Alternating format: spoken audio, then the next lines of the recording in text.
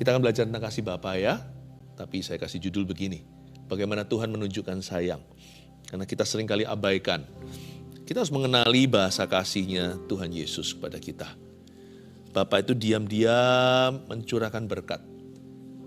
Tapi kita aja yang kurang peka. Kita anggap itu semuanya kebetulan. Padahal kalau Tuhan itu menunjukkan sayangnya, itu terlalu kelihatan sebenarnya.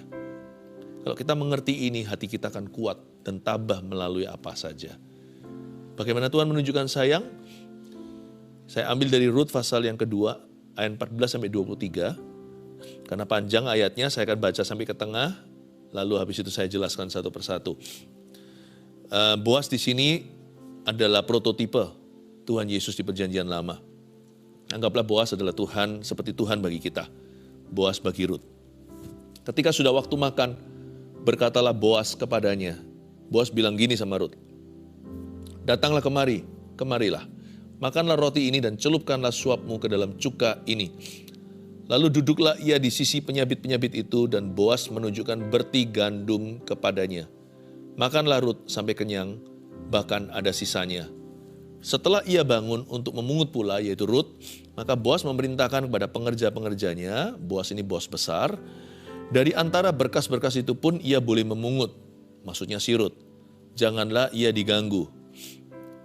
Bahkan haruslah kamu dengan sengaja menarik sedikit-sedikit dari onggokan jelai itu untuk dia dan meninggalkannya, supaya dipungutnya. Janganlah berlaku kasar terhadap dia.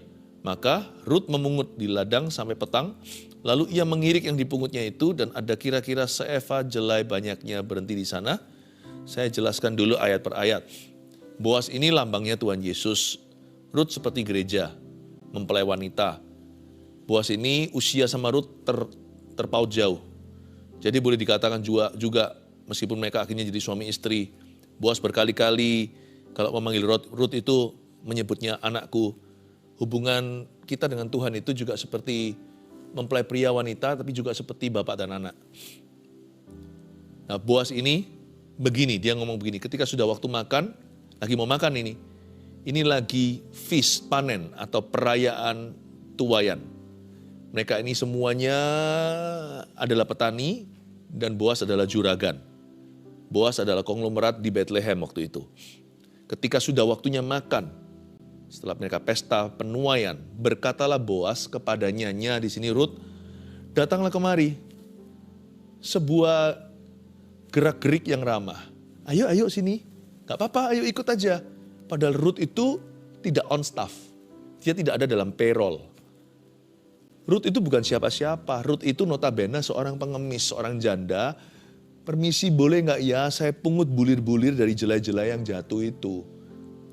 Karena memang ada hukum Taurat, yaitu janda dan yatim piatu bisa memungut di tanah orang Israel. Ketika mereka panen, kalau ada yang jatuh, Tuhan memberikan perintah kepada umat pilihan Allah. Janganlah dibersihkan sampai kinclong tuh tanah. Sisakan untuk orang-orang susah. Tips lah ya buat mereka atau uang kecil. Jangan perhitungan sampai ke sen-sennya.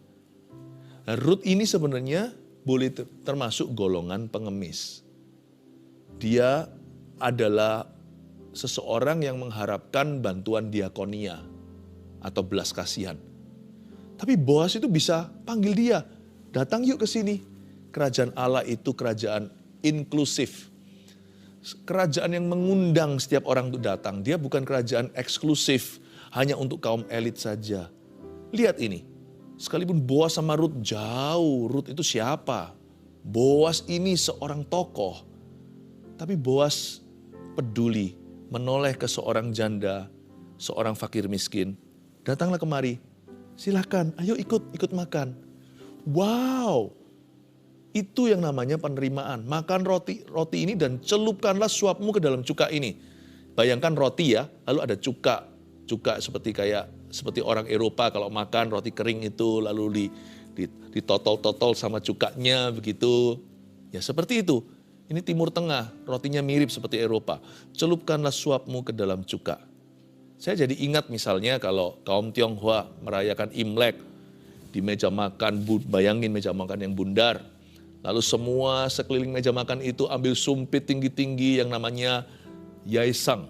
Itu makanan yang diangkat tinggi-tinggi, dicampur bersama-sama itu. Yang bisa berada di meja makan itu hanya keluarga dan kerabat dekat. Nggak mungkin tiba-tiba dari sebelah mana gitu datang orang yang tidak diundang lalu ikut-ikut nyumpit gitu. Semua kan liatin, kamu siapa? Nggak bisa. Karena itu perayaan pesta tahun baru orang Tionghoa. Tapi kalau orang Yahudi waktu panen, sama pentingnya. Yang bisa sama-sama celupkan suapmu ke dalam cuka, itu hanyalah orang-orang dekat, kerabat, family, dan juga para partner-partnernya. Ruth siapa? Sadarkah Anda dan saya? Kita ini siapa? Di kalangan malaikat aja kita nggak layak. Tapi kita bisa mengambil perjamuan kudus di gereja. Perjamuan kudus itu kan cara Tuhan berkata, celupkanlah suapmu ke dalam cuka ini. Itu penerimaan, makanya perjamuan kudus itu harus dinanti-nanti di setiap gereja. Di gereja Mawar Sharon, saya sebagai gembala selalu memimpin perjamuan kudus ya, di minggu keberapa. Setiap bulan, itu dinanti-nanti. Karena perjamuan kudus itu atau Holy Communion itu artinya acceptance atau penerimaan. Di situ kita diingatkan kita ini keluarganya Tuhan. Tuhan itu menerima kita sungguhan sebagai anggota keluarganya. Ayo ikut kamu masuk sekalian. Makanya itu nggak boleh sembarang partisipasi. Kalau yang belum dibaptis cepat dibaptis. Sadari mengapa dia dibaptis. Kenali maknanya, jangan asal-asalan ikut liturgi. Tapi orang yang hatinya nggak beres, bereskan dulu hatinya. Ampuni yang bersalah kepadanya. Dan kalau dia salah orang lain, minta maaf dulu, kembalikan. Jangan sembarangan. Penerimaan Tuhan itu nggak boleh dianggap murahan. Pada waktu seorang konglomerat berkata kepada seorang yang bukan siapa-siapa, kamu ikut yuk ke meja ini. Ayo, nggak usah di ujung sana. Karena kamu adalah family. Ayo ikut sama-sama, angkat sumpitnya, kita campur bareng-bareng. Celupkan ke dalam cuka ini. Wow, makan satu pinggan sama Tuhan. Makan satu pinggan. Itu cukanya kan di tengah. Seperti bumbu gitu, seperti kecap. Atau seperti saus tomat. Sama-sama dicelupkan di sana kan. Wow, kita pasti merasa tersanjung. Wih, aku ini siapa ya? Misalkan kalau satu meja itu selebriti semua. Wah, selebriti yang gak tanggung-tanggung, yang kelas A di dunia. Lalu dia lihat kita seorang waiter atau seorang pegawai restoran, dia berkata, kamu ikut sama-sama, ayo celupkan, kita makan roti bareng-bareng. Wow, pasti kita selfie, beritahu sama teman-teman, tahu nggak apa yang terjadi sama aku hari ini di tempat kerjaku. Aku diajak duduk bareng loh, makan sama-sama. Wah, itu loh cara Tuhan menunjukkan sayang. Ketika dia terima kita. Kita harus bangga kalau kita bisa berdoa, Bapa kami yang di dalam sorga. Kita sebut dia Bapa, kita nggak ditampar malaikat, kita tidak dianggap menghujat. Itu status tertinggi sekalipun hari ini mungkin kita masih bergumul dengan masalah kita. Sekalipun sekarang doa kita belum terjawab. Kita itu dikasih status sama Yesus. Dan perjamuan kudus itu diulang-ulang sebagai gentle reminder setiap bulan. Kita itu diingatkan lagi, kita ini siapa? Jangan nilai Tuhan dari apa yang Tuhan bisa beri sama saya. Untungnya apa aku ikut Yesus. Jangan nilainya begitu dong, sama Tuhan tuh nggak boleh menilainya secara lahiriah. Tapi ingatlah kita itu diangkatnya. Hari ini kita itu bisa menyembah Tuhan masuk hadirat Allah. Dan kita disebut anak-anak Allah yang maha tinggi. Wow. Lalu duduklah ia kan, ayat 14b, di sisi penyabit-penyabit itu dan Boas mengunjukkan berti gandum kepadanya. Makanlah Rut sampai kenyang, bahkan ada sisanya. Saya mau tunjukkan karakter Rut di sini. Ayat ini berkata makanlah Rut sampai kenyang itu bukan berarti dia makan sampai bersendawa. Makan sampai kenyang ini bukan kenyangnya dipol-polkan, bukan. Kalau Anda baca sekali lagi dengan seksama, sebenarnya dalam bahasa Ibrani-nya itu kesannya begini. Makanlah Rut sampai kenyang, bahkan ada sisanya. Bunyinya begini. Makanlah Rut sampai kenyang, tapi nggak terlalu kenyang. Namun dia sisakan untuk mama mertuanya di rumah. dia permisi, dia berkata, cukup bagi saya Tuan. Tuan Boas, saya cukup makan sekian, makan saya memang gak banyak. Ya, Ruth seorang perempuan, dia jaga badan. Lalu dia berkata, tapi kalau Bapak berkenan, boleh gak saya ambil beberapa ini untuk mertua saya di rumah. Toh semua orang tahu statusnya. Dia itu tidak berhak di sana. Dia itu dibelas kasihani oleh tuannya. Jadi dia sekalian aja kalau memang dibelas kasihani, dia mintakan belas kasihan untuk orang lain. Jadi dia makannya tanggung-tanggung, gak maksimal, supaya dia bisa tapaukan pulang. Pulang untuk mama mertuanya yang sama-sama janda, Naomi namanya. Saya rasa di sini kita harus mengerti bahwa sekalipun Tuhan menunjukkan sayang, kita itu jangan sampai gak tahu diri. Sama Tuhan tuh gak boleh terlalu berani. Meskipun Tuhan itu sama kita tuh brol-brolan, Tuhan gak obralan ya, kasih karunia-Nya itu mahal. Tapi Tuhan tuh gak pernah perhitungan. Makanya orang yang hatinya penuh dengan kasih karunia, orang itu gak akan perhitungan sama orang lain. Apalagi perhitungan sama Tuhan, aku pelayanan kok begini, kok begini sibuk, aku pelayanan dapat apa. Kalau orang itu hatinya penuh dengan grace, kasih karunia, dia gak akan gitu sama siapa-siapa.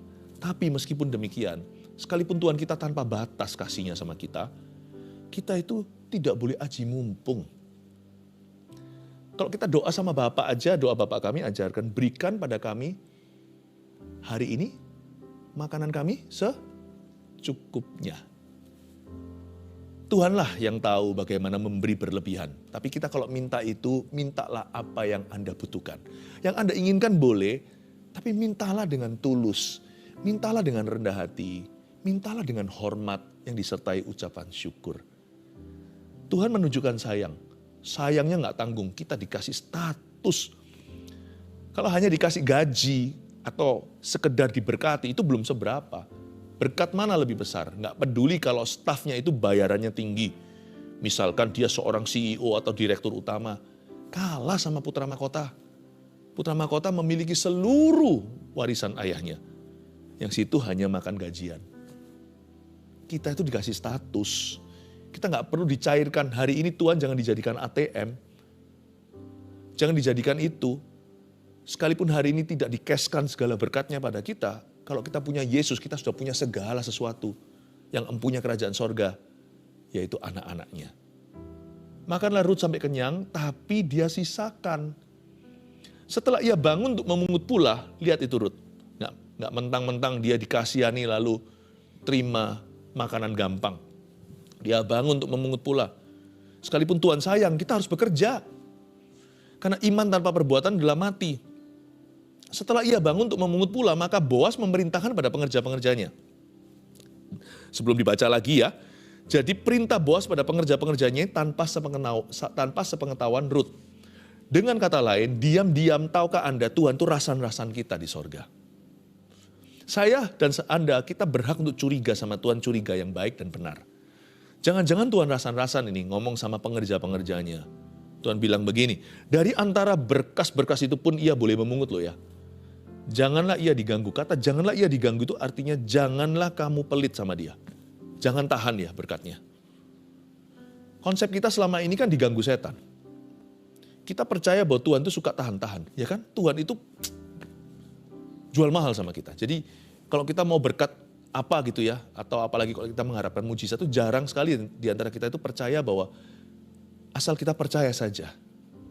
Kita pasti mikirnya, apa ya, harus gimana ya? Karena kita itu sudah biasa dengan sistem berhala. Harus dikerjain dulu kita ini, penyembah-penyembahnya, baru sebelah sana itu ngasih sesuatu. Jadi mau puasa berapa lama lah, harus doa sekian lah. Harus menggores-gores tubuh lah, harus bagaimana lah. Gimana ya Pastor Philip supaya diurapi ya, supaya harus puasa berapa hari ya, supaya doanya dijawab. Bukan itu sih. Puasa tujuannya nggak begitu. Puasa ada tujuannya sendiri, tapi saya nggak bahas hari ini. Tapi kita punya pikiran bahwa Tuhan itu suka tahan. Padahal kalau kita baca ayat ini, Boas sorgawi kita itu bilang sama malaikatnya, kalian jangan pelit ya sama dia ya. Luar biasa lah. Dan Boas memerintahkan pengerjanya agar Ruth bisa memungut, perhatikan ini, bukan dari bulir. Kalau di pasal sebelumnya, Ruth bilang gini sama Naomi, Mama aku keluar rumah ya daripada nganggur di sini, nunggu mati. Aku mau kerja di ladang orang yang murah hati, aku mau memungut bulir-bulir. perhatikan kata bulir. Itu unitnya satuan. Berkas itu ikatan. Makanya ada ayat yang begini di Mazmur, yang menabur dengan mencucur air mata, akan menuai dengan sorak-sorai dan membawa pulang apa? Berkas-berkasnya. Berkas tidak untuk fakir miskin, berkas untuk perusahaan. Yang bulir yang jatuh itu boleh diambil, jadi dibulatkan ceritanya. Dibulatkan naik ke atas. Misalnya kalau makan sesuatu, beli sesuatu 95.000, kasih 100.000 nggak usah kembali. Itu berarti bulir. Tapi kalau makan 100.000, ngasih 1 juta, itu bukan tips. Itu hampir gaji. Berkas itu ikatan dari pungutan yang begitu banyak, diikat-ikat peronggokan. Dan di sana Boas memerintahkan, kalian jangan kira aku mau kasih dia bulir ya. Aku mau dia pulang bawa berkas ya. Jadi kalau sampai dia ambil dari berkas, kalian jangan ganggu dia ya. Oh, hebat ya. Tuhan itu murah hati, itu beneran. Bahkan ayat 16. Bahkan haruslah kamu dengan sengaja menarik sedikit-sedikit dari onggokan jelai itu untuk dia dan meninggalkannya supaya dipungutnya. Janganlah berlaku kasar terhadap dia. Ayat 16 ditambahkan sama Tuhan. Boas ngomong begini. Bahkan nanti ya, kalau sampai dia nggak ngambil berkas, karena kelihatannya wanita ini nggak murahan. Dia nggak akan ambil berkas, dia pasti mungut bulir. Buktinya di ayat 15 tadi dikatakan, setelah dia kenyang dapat tapawan atau bisa bawa pulang rantangan untuk mamanya, diizinkan. Dia bangun untuk memungut jelai lagi. Jadi jaga-jaga in case ya, maka Boas bilang gini sama pengerjanya, kalau sampai dia nggak ngambil berkas, kamu harus ciptakan berkas dari bulir-bulir yang jatuh, tolong kalian hari ini kerjalah yang teledor. Pernah tahu nggak Tuhan itu bisa perintahkan malaikat untuk teledor, untuk jatuhkan bulir-bulir saking banyaknya. Anda dan saya kira kita kena hoki apa hari ini? Kita mengalami keberuntungan ini. Wow, what a good luck bahasa Inggrisnya. Wow, aku itu beruntung hari ini. Bukan, itu ada sutradaranya di baliknya. Dia beritahu kamu harus menarik sedikit-sedikit dari onggokan jelai itu untuk dia meninggalkannya. Pura-pura, ups, aduh sorry, oh jatuh, ups jatuh. Bawa berkasnya jatuh beberapa, talinya memang dilonggarkan, bro jatuh ke tanah. Udah gak boleh diambil. Wah gak boleh nih, pasti nanti bos marah sama saya.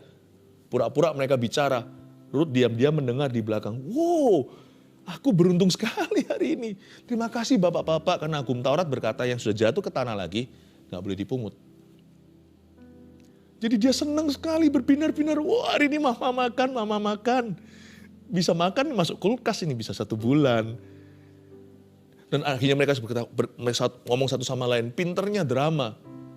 Tahukah Anda ketika sorga bersandiwara demi mencurahkan berkat kepada Anda. Dan ada perintah dari sang raja jangan berlaku kasar terhadap dia, alias kalian kalau sandiwara jangan ketara ya. Tuhan tuh nggak lebay apa ya, Tuhan tuh nggak selalu mau tampil muka, itu enggak. Ada banyak sekali mujizat dan berkat yang Tuhan berikan pada kita, tapi Tuhan menolak untuk keluar muka. No name, dia tidak mau membubuhkan tanda tangan. Cara Tuhan menunjukkan sayang itu tidak seperti beberapa orang-orang yang merasa dirinya donatur. Dia harus cap namanya di sana. Oh Tuhan nggak gitu. Orang kalau kayanya tanggung, yaitu manusia, itu bisa demikian. Tuhan kita itu kayanya tidak terhingga, malah nggak begitu. Makanya itu semakin mulia seseorang itu biasanya semakin rendah hati. Makanya Yesus berkata, aku lemah lembut dan rendah hati. Ini dia Boas sorga kita. Waktu saya baca gini tuh saya berkata, oh wow Tuhan luar biasa ya. Untung tuh si Ruth. Lalu Tuhan berkata sama saya, loh Ruth itu kamu. Oh iya ya, Ruth itu kita. Wah betapa beruntungnya kita punya Tuhan ya. Maka ia memungut di ladang sampai petang. Lalu ia mengirik yang dipungutnya itu. Coba lihat, dan ada kira-kira seeva jelai banyaknya. Kalau Anda punya bahasa Indonesia, Alkitab bahasa Indonesia, Anda lihat di belakang sendiri. Kan ada kamus kan? Coba Anda lihat eva itu 36 liter. Mana mungkin lah pulang bawa 36 liter itu loh. 36 liter gandum. Nggak mungkin lah itu kalau antara teledor banget hari itu banyak yang di PHK. Harusnya CEO perusahaan itu yaitu Boas atau pemilik ownernya pasti berkata kalian semuanya merugikan company. Enggak, soalnya yang memang mau rugi ya bosnya sendiri. Karena bosnya cinta wanita itu. Tahukah Tuhanmu itu kalau mengasihimu mau merugi? Bapak merugi seorang putra satu-satunya. Yohanes 3:16. Karena begitu besar kasih Allah, dia berikan anak yang tunggal. Kalau dia bisa merugi di Kalvari, masa sekarang gak berani merugi for you and me? Patahkan semua pikiran bahwa Tuhan itu pelit, bahwa Tuhan itu jahat. Tuhan gak begitu. Cuman kalau memang betul hari ini tidak diberikan semua yang kita mau, itu pasti Tuhan ngerti apa yang kita butuhkan, apa yang belum kita butuhkan. Ini bukan bulir ini se-Eva itu. Menurut saya itu berkas. Diangkat nyala itu lalu masuklah ia ke kota. Ketika mertuanya melihat apa yang dipungutnya itu. Lihat ya, mertuanya lebih pengalaman. Ruth ini polos-polos aja dia ini. Tulus-tulus polos-polos. Tapi mertuanya itu jauh lebih experience. Ketika mertuanya melihat apa yang dipungutnya itu ayat 18. Dan ketika dikeluarkannya dan diberikannya kepada mertuanya sisa yang ada setelah kenyang itu. Maka berkatalah mertuanya kepadanya ayat 19. Mertuanya tahu apa yang sedang terjadi. Waktu dia mungkin raba itu bulir-bulir gandumnya, waktu dia cium seperti ini yang jatuh bukanlah pinggiran ini jatuh dari tengah-tengah ini, semua yang jatuh ini produk yang bagus. Ini konspirasi nih, mamanya tahu. Kadang-kadang jemaat gak ngerti, dibutuhkan mama rohani. Gereja itulah mama rohani, gereja itu kan mempelai wanita. Kadang-kadang gereja bersuara seperti firman seperti ini. Di gereja Mawar Sharon saya kerap kali ajarkan pada jemaat, you are blessed, you are blessed, you are blessed. Engkau diberkati, engkau diberkati. Salah, ini bukan hoki, bukan. Wanita tuanya tahu, gereja itu tua usianya. Rohnya gereja, Roh Kudus itu sudah ada bersama dengan kita sekian lama. Tahu bisa membeda-bedakan roh, ini bukan roh kebetulan. Maka berkatalah mertuanya kepadanya, di mana engkau memungut dan di mana engkau bekerja hari ini? Syok dia, di mana kamu mungut? Ini ladangnya siapa kayak gini? Mama kira ini kalau enggak, ini kalau bukan karena kamu, ini bukan hokimu, ini bukan peruntungan, ini kesengajaan, ini kesengajaan ini. Jangan-jangan nanti dipecat massal ini kalau sampai begini. Kok seorang fakir miskin seperti kamu bisa memungut 36 liter gandum terbaik, gandum wagyu lagi. Ini the best quality, ini kualitas A ini. Lalu dia langsung tahu apa yang Tuhan kerjakan. Diberkatilah. Lihat ayat 19b. Kiranya orang yang telah memperhatikan engkau ini. Ini bukan keteledoran. Ini kesengajaan. Blessed is that man, whoever he is. Siapapun dia. Lalu diceritakannya kepada mertua itu. Pada siapa ia bekerja. Katanya, nama orang pada siapa aku bekerja hari ini ialah Boas. Sekarang coba saya tanya kepada keluarga Saat Teduh. Nama orang pada siapa kita bekerja hari ini ialah Yesus. Sesudah itu berkatalah Naomi kepada menantunya. Diberkatilah kiranya orang itu oleh Tuhan yang rela mengaruniakan kasih setianya kepada orang-orang yang hidup dan yang mati. Lagi kata Naomi kepadanya, orang itu kaum kerabat kita. Naomi langsung tahu siapa itu Boas. Dialah salah seorang yang wajib menebus kita. Lalu kata Ruth perempuan Moab itu, lagi pula ia berkata kepadaku, tetaplah dekat pengerja-pengerjaku sampai mereka menyelesaikan seluruh penyabitan ladangku. Ayat 21, Ruth cerita sama mamanya lagi, mama mertuanya. Tuan Boas ini berkata sama saya, Mah, kamu tetap dekat ke pengerjaku ya. Tetaplah dekat pengerja-pengerja saya sampai mereka selesaikan seluruh amanat aku. Penyabitan ladangku. Kamu dekat terus. Kamu bergereja terus gitulah. Kamu harus berada di pelayanan yang tetap. Dekat sama hamba-hamba Tuhan dan saudara seiman. Tuhan titipkan pada gereja. Lalu berkatalah Naomi kepada Ruth menantunya itu, ya anakku sebaiknya engkau keluar bersama-sama dengan pengerja-pengerjanya perempuan, supaya engkau jangan disusahi orang di ladang lain. Demikianlah Ruth tetap dekat pada pengerja-pengerja perempuan Boas untuk memungut sampai musim menuai jelai. Dan musim menuai gandum. Musim menuai. Hingga telah berakhir suatu hari nanti. Dan selama itu ia tinggal pada mertuanya. Tahukah? Salah satu wujudnya Tuhan sayang sama kita adalah memberikan kepada kita penggembalaan tetap dan ladang pelayanan yang tetap. Di situ kita akan terus bertumbuh, kita akan terus berbuah, dan kita akan terus menuai kasih karunia. Ya, saya katakan dalam bahasa Inggris dulu, ministry is God's love to us. Banyak orang kira ministry itu, pelayanan itu adalah cintanya kita pada Tuhan. Lebih tepatnya cintanya Tuhan ke kita, karena Tuhan cinta kita, Tuhan izinkan kita melayani Dia dan melayani maksud-maksudnya. Makanya jangan sampai attitude sikap hati kita salah. Banyak orang hari ini dalam pelayanan sudah salah sikap hatinya. Peruntukannya itu loh salah pelayanan.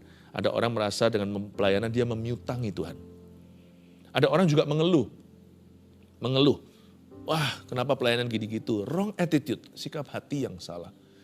Ada orang juga merasa pelayanan, ada pula yang menggunakan pelayanan sebagai sebuah pancingan untuk bisa membuat seseorang itu ke gerejanya.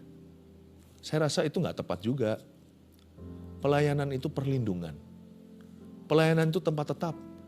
Karena Tuhan sayang kita, Tuhan kasih kita gereja yang baik. Tahukah Anda, church is God's gift to men. Meskipun gereja tidak sempurna, Tuhan berkata, dekatlah pada pengerja-pengerjaku, supaya kamu terus bertumbuh, supaya kamu terus berbuah, supaya kamu terus menuai, masuk dari satu musim menuai jelai ke musim menuai gandum, gandum jelai, hingga berakhir masa anugerah suatu hari nanti. Bagaimana Tuhan menunjukkan sayang? 3 poin tolong Anda catat. 1, dengan menerima kita sebagai anggota keluarganya. Nggak sabar perjamuan kudus nanti, waktu saya pimpin lagi di gereja next time, very soon. Saya tunggu ya nanti ya, Jemaat Gereja Mawar Sharon, saya tunggu di gereja kita tercinta, kita akan perjamuan kudus bersama-sama. Kita rayakan status kita, kita diingatkan, sekalipun kita bisa jatuh dalam dosa, kita tidak akan jatuh dari status. Tuhan itu mengasihi kita. Dan saya percaya kalau kita bertobat, Tuhan bisa pulihkan. Pulihkan orang yang hari ini hidup dalam kesalahan. Cepat kembali, statusmu itu lebih berharga. Cepatlah balik pada Yesus. 2, bagaimana Tuhan menunjukkan sayang dengan mencipta kesan keberuntungan atas kita. Tuhan yang menciptakan kesan, aku beruntung hari ini. Not really. Tiap kali Anda merasa itu, Anda harus rasakan belayan Tuhan. Cepat-cepat bersujud kepadanya dan berkata, aku tahu Tuhan sebenarnya itu adalah Engkau. Meskipun Engkau tidak mengatakan, mengucapkannya, aku tahu Tuhan yang dibalik semua kebetulan ini. Tuhan kan? Iya kan? Terpujilah nama Tuhan. Setiap kali kita ada kesan, kok beruntung ya aku ya? Aduh, my plan works. Rencanaku terjadi, bahkan melampaui dugaan saya. Bahkan lebih bagus yang saya rencanakan. Tiap kali begitu, jangan pikirkan berkatnya, jangan elukan rezekinya, dan jangan megahkan keberuntungannya. Cepat masuk ke ruang doamu jikalau Anda dekat sebuah ruang atau Anda berada di mana. Kalau nggak di mana-mana, ruang doamu bisa ada di hatimu. Cepatlah masuk ke dalam ruang suci itu, tempat rahasia Anda berkomunikasi dengan Allah. Diam-diam bisikkan ke telinga Bapa, thank you ya. I know it was you. I know it is you. Aku tahu ini Engkau. Ini bukan keberuntunganku. Tuhan suka mencipta kesan keberuntungan atas kita. He's the God of surprises. Dialah Allah yang penuh dengan kejutan indah. 3, kalau Tuhan, bagaimana Tuhan tunjukkan sayang sama kita dengan memberi kita ladang pelayanan yang tetap. Itu berarti tempat penggembalaan. Saya bersyukur hari ini Tuhan sayang kepada keluarga Saat Teduh. Dan Tuhan akan menggembalakan keluarga Saat Teduh selalu di rumput yang hijau dan air tenang. He loves you. Jangan lari dari dia lagi. Yang salah, cepat bertobat dari kesalahannya. Yang sudah sungguh-sungguh, ayo semakin nyaman dekat Tuhan. Karena kita punya Allah Bapa yang sangat cinta kita. Kasihnya itu gak terselami. When you think you know how much He loves you, waktu kita kadang-kadang merasa tahu seberapa Dia mengasihi kita, kita akan dibuat Dia terkejut sekali lagi. Dan kita akan dibuatnya terpukau. Engkau mengasihi aku jauh lebih dari yang kuduga. Haleluya. Bapa, besar sungguh kasih setiamu, nyata sungguh perlindunganmu, tak satu kuasa mampu pisahkan aku dari kasih.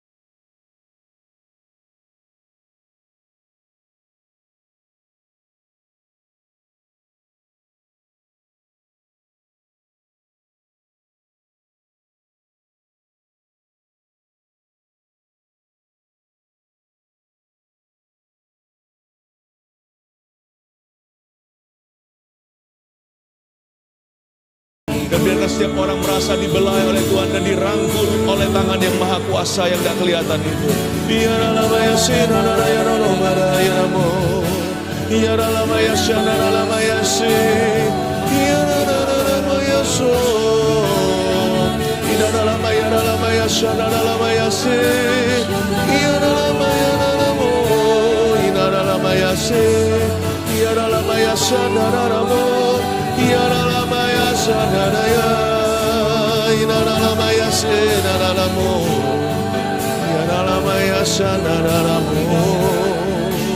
Haleluya.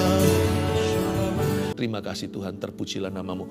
Ulurkan tangan ke depan untuk setiap permohonan doa yang mulai rame, banjir ke dalam media kami.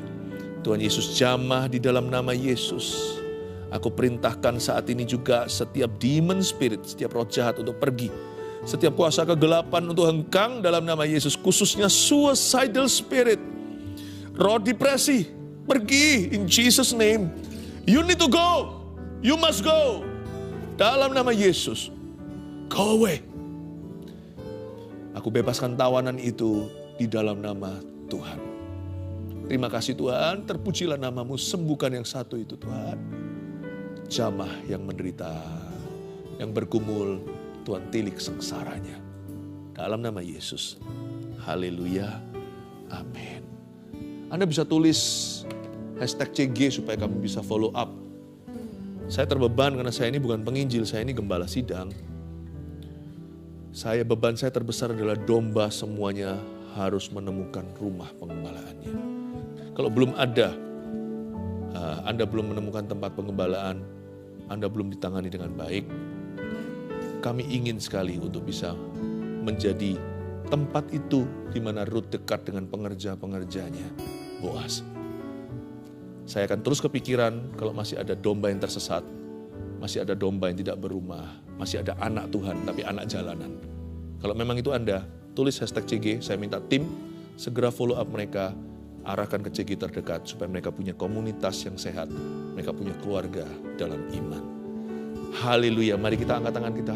Seperti Bapa sayang anaknya, demikianlah Engkau mengasihiku. Hari depan indah Kau beri rancanganmu yang terbaik bagiku. Mari kita mengangkat tangan kita, terimalah kasih Bapa, terimalah kasih setia dari Tuhan Yesus, terimalah roh kasih dari Allah Roh Kudus menyertaimu selama. Dalam nama Yesus, Amin. Nyanyi satu lagu